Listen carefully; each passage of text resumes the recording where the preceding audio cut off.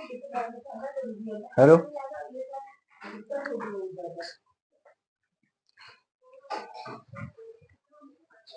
हाय, hello students, कैसे हैं आप सब। उम्मीद करता हूं आप सभी अच्छे होंगे। आज मैं आपके समक्ष प्रस्तुत हो रहा हूं एक नया टॉपिक लेकर के, जिससे कि आप ये समझेंगे कि भारत में बारिश को कौन से ऐसे तत्व हैं जो प्रभावित करते हैं। तो आज परीक्षा की दृष्टि से बहुत ही महत्वपूर्ण होने वाला है ये टॉपिक, एल नीनो और ला नीनो। ये ऐसे तत्व हैं जो दुनिया भर की बारिश को प्रभावित करते हैं।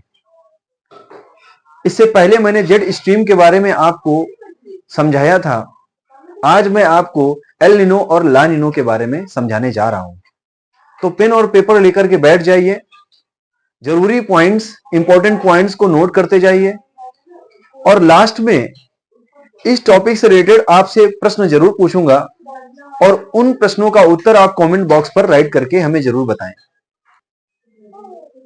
मैं हूं दीपेंद्र, आपका स्वागत करता हूं अपने चैनल जीएस विद दीपेंद्र में। तो आइए समझते हैं इस टॉपिक को। El Nino and La Nino water stream. Water stream यानी कि एल नीनो और ला नीनो एक वाटर स्ट्रीम है, यानी जलधाराएं हैं। इनके विषय में हम लोग समझने जा रहे हैं। तो सबसे पहला टॉपिक है एल नीनो। एल नीनो यह एक गर्म जलधारा है। कैसी धारा है? गर्म जलधारा है, जिसकी उत्पत्ति यानी क्रिएशन दक्षिणी अमेरिका के पेरू तट के पश्चिम में होती है। पेरू तट के पश्चिम में होती है। यह उत्तर से दक्षिण दिशा में प्रवाहित होती है। किस तरीके से प्रवाहित होती है? उत्तर से दक्षिण दिशा में प्रवाहित होती है। इसे विपरीत धारा यानी कि काउंटर स्ट्रीम या काउंटर करंट भी कहते हैं। काउंटर करंट के नाम से भी जाना जाता है। अभी तक जो आपने समझा, यह एक प्रकार की गर्म जलधारा है, जिसकी उत्पत्ति दक्षिणी अमेरिका के पेरू तट के पश्चिमी हिस्से से शुरू होती है। यह उत्तर से दक्षिण दिशा में प्रवाहित होती है। इसे विपरीत धारा यानी काउंटर करंट भी कहते हैं। यह तटीय समुद्री जल में कुछ सालों के लिए अंतराल पर या कुछ सालों के अंतराल पर घटित होती है, यानी कि यह घटना घटित होती है। उल्लेखनीय है कि पेरू के पश्चिमी तट के पास पेरू की ठंडी जलधारा दक्षिण की ओर खिसक जाती है, जिससे एल नीनो धारा का निर्माण होता है। बहुत ही इंपॉर्टेंट बात है, फिर से समझ लीजिए क्या बात आ रही है। पहले तो इंट्रोडक्शन हो गया कि ये किस प्रकार की जलधारा है। यह एक गर्म जलधारा है। यह दक्षिणी अमेरिका के पेरू तट के पश्चिम से प्रवाहित होती है। यह उत्तर से दक्षिण दिशा में प्रवाहित होती है। इसे विपरीत धारा यानी काउंटर करंट भी कहते हैं। यह इसका इंट्रोडक्शन हो गया। अब यह कैसे चलती है? यह तटीय समुद्री जल में, तटीय यानी समुद्री किनारे, समुद्री किनारों से समुद्री जल में कुछ सालों के अंतराल पर यह घटित होती है, यानी यह घटना घटित होती है।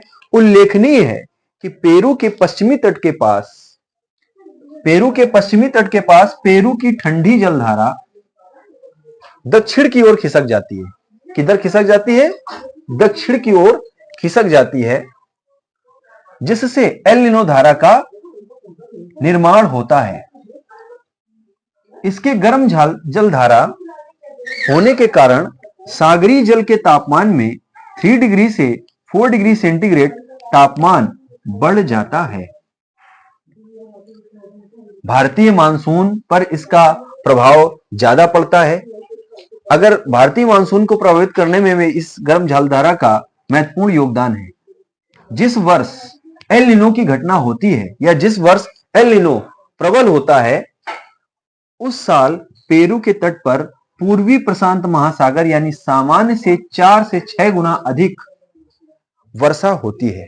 कहां, किस तट पर बारिश होती है? पूर्वी प्रशांत महासागर, जो पेरू के तट पर पूर्वी प्रशांत महासागर में सामान्य से 4 से 6 गुना बारिश अत्यधिक होती है यानी अधिक होती है, जबकि पश्चिमी प्रशांत महासागरीय क्षेत्रों में सूखे की स्थिति उत्पन्न हो जाती है। उनमें से कुछ ऐसे देश हैं, वो कौन से हैं, उनमें ज्यादा दुष्प्रभाव देखना पड़ता है, जैसे भारत है, बांग्लादेश है, इंडोनेशिया है आदि में देखा जाता है। लानिनो, लानिनो क्या है? यह भी एक विपरीत यानी काउंटर धारा है। इसकी उत्पत्ति पश्चिमी प्रशांत महासागर में उस समय होती है जब पूर्वी प्रशांत महासागर में एल नीनो का प्रभाव समाप्त हो जाता है। यह एक ठंडी जलधारा है जिसके प्रभाव से प्रशांत महासागर के तापमान में 3 डिग्री से 4 डिग्री सेंटीग्रेड तापमान गिर जाता है यानी कम हो जाता है। यह एल नीनो से पूरी तरह विपरीत जलधारा है क्योंकि इसके कारण पूर्वी प्रशांत महासागर तट पर सूखे की स्थिति पैदा हो जाती है, जबकि पश्चिमी प्रशांत महासागर के तट पर अत्यधिक वर्षा होती है। तो ये दो फैक्टर आपने पढ़े, एल नीनो और ला नीनो। अब अगर इसमें थोड़ा सा और विश्लेषण किया जाए, इनके डिफरेंसेस पर ध्यान दिया जाए, तो आप समझ सकते हैं क्या? एल नीनो एक गर्म जलधारा है जबकि ला नीनो एक ठंडी जलधारा है। एल नीनो पेरू तट के पश्चिम से क्रिएट होती है, जबकि ला नीनो पेरू तट के पूर्वी तट पर से ये क्रिएट होती है। एल नीनो पश्चिमी प्रशांत महासागर में सूखे की स्थिति पैदा करती है, जबकि ला नीनो पूर्वी प्रशांत महासागर में सूखे की स्थिति पैदा करती है। दूसरी बात, एल नीनो पूर्वी प्रशांत महासागर में अत्यधिक बारिश कराता है, जबकि ला नीनो पश्चिमी महासागरों में अत्यधिक बारिश कराता है। इसी प्रकार अगर एल नीनो के बारे में बात करें तो एल नीनो पेरू तट के पूर्वी महासागर में तापमान को 3 से 4 डिग्री सेंटीग्रेड बढ़ा देता है, जबकि ला नीनो पश्चिमी प्रशांत महासागर के तापमान में कमी ला देता है, 3 से 4 डिग्री सेंटीग्रेड में कमी ला देता है। तो प्रशांत महासागर के तापमान को यह घटा देता है। यह एक विपरीत जलधारा है। और एक बात समझ लीजिए, तो इस तरीके से जो इसके डिफरेंसेस थे, जो इसके अंतर थे, वो आपने समझ लिया है। तो ये टॉपिक आपको पूरी तरीके से समझ में आ गया होगा। अब बात करते हैं, अब चलते हैं प्रश्न की तरफ। ये प्रश्न आपके प्रीलिम्स से जुड़ा हुआ प्रश्न है, तो आइए समझते हैं ये प्रश्न। प्रश्न नंबर 1 में ये पूछा गया है कि एल नीनो की घटना घटित होते समय प्रशांत महासागर के तापमान में कितनी बढ़ोतरी होती है। आपके ऑप्शन हैं 4 डिग्री से 5 डिग्री सेंटीग्रेड, नंबर 2 3 डिग्री से 4 डिग्री सेंटीग्रेड, नंबर 3 2 डिग्री से 3 डिग्री सेंटीग्रेड, या नंबर 4 1 डिग्री से 2 डिग्री सेंटीग्रेड। आप क्या समझते हैं कि इसमें कौन सा आंसर हो सकता है? आपका आंसर होगा नंबर 2 3 डिग्री से 4 सेंटीग्रेड, क्योंकि मैंने आपको एल नीनो के बारे में पढ़ाया है। एल नीनो की जब घटना घटित होती है तो प्रशांत महासागर में 3 से 4 डिग्री सेंटीग्रेड तक का तापमान बढ़ जाता है, और इसी वजह से ये जो जलधाराएं होती हैं ये गर्म हो जाती हैं। इसलिए आप कह सकते हैं कि एल नीनो कैसी जलधारा है? गर्म जलधारा है। ठीक है। नंबर 2, कौन सी प्रक्रिया में पूर्वी प्रशांत महासागर के क्षेत्रों में अत्यधिक बारिश होती है? कौन सी प्रक्रिया में पूर्वी प्रशांत महासागर के क्षेत्रों में अत्यधिक बारिश होती है? नंबर 1 ला नीनो की प्रक्रिया में, नंबर 2 एल नीनो की प्रक्रिया में, या नंबर 3 फर्स्ट सेकेंड दोनों वाली स्थितियों में, या इनमें से कोई नहीं। तो आप जानते हैं कि पूर्वी प्रशांत महासागर में जब अत्यधिक बारिश होती है तो एल नीनो वाली घटना होती है, यानी एल नीनो प्रक्रिया। तो एल नीनो प्रक्रिया के हिसाब से सेकेंड आंसर आपका सही हो जाएगा, सेकेंड। तो एल नीनो की प्रक्रिया जब हो रही होती है तो उस समय पूर्वी प्रशांत महासागर के क्षेत्रों में अत्यधिक बारिश होती है, जबकि पश्चिमी प्रशांत महासागरों के क्षेत्रों में सूखा पड़ने की स्थिति आ जाती है। प्रश्न नंबर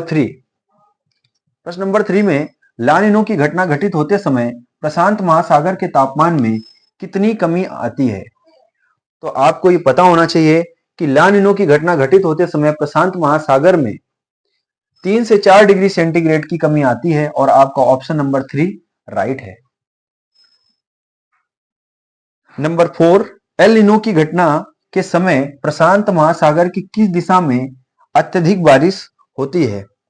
एल नीनो की घटना घटित होते समय प्रशांत महासागर के किस दिशा में अत्यधिक बारिश होती है? तो अभी आप इसका आंसर दे चुके हैं।